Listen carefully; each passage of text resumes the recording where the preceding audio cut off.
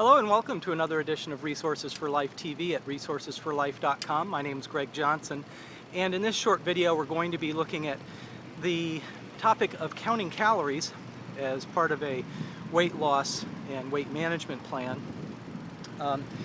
The organization Weight Watchers has popularized the idea of keeping track of what you eat. They've assigned a point system to this essentially keeping track of your calories, but doing it by points.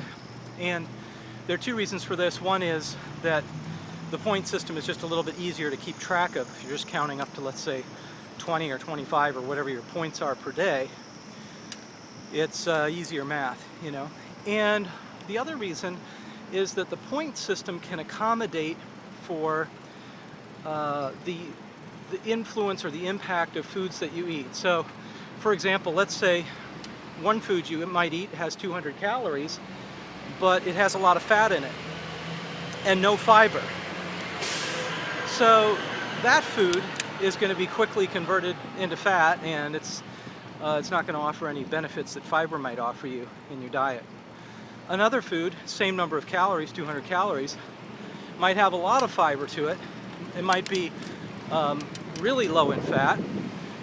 And so therefore, even though both foods have the exact same number of calories, the result is that one of those foods is going to end up causing you to gain more weight than the other.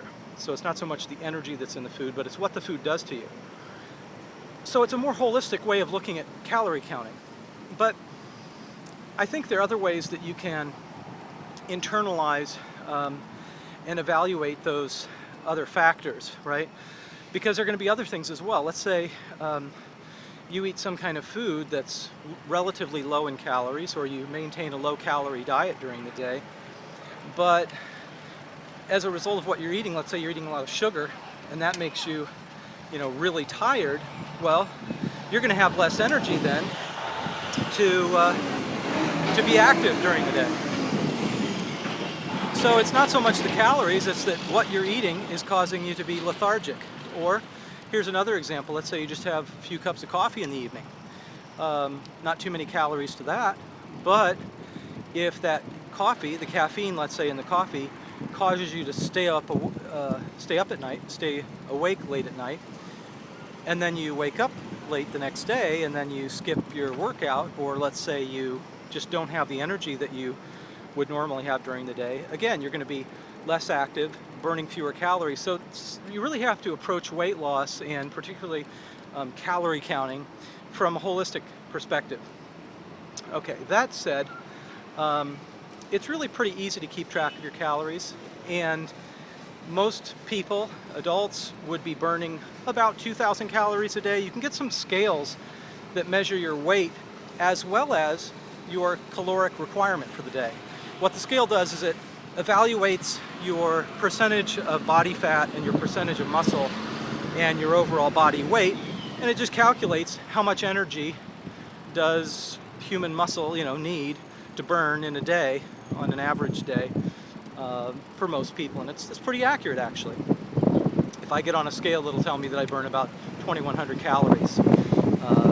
Somebody, let's say, smaller than me would maybe just need 1,800 or 1,500 calories a day. So that's an important number, because what you're doing is essentially, with calorie counting, is you're balancing a checkbook. It's your caloric checkbook, and you want to make sure that you're either eating the same number of calories that you're burning during the day, or hopefully a few less calories in a day than you're actually needing.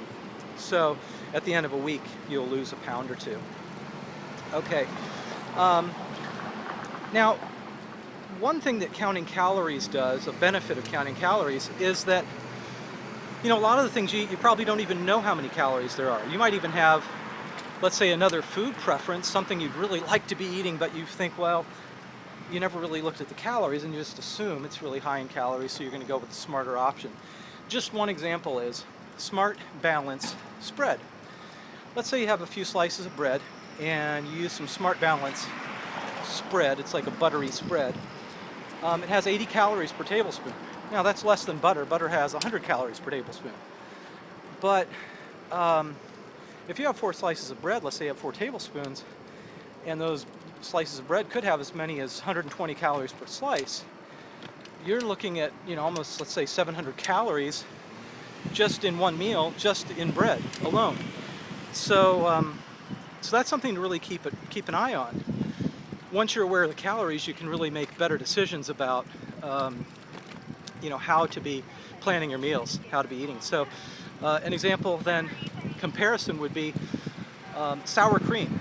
Now that sounds like a luxury. You have sour cream maybe on a potato, but you'd only want to do that once in a while. Well, sour cream actually has 30 calories per tablespoon compared to the Smart Balance, which has 80.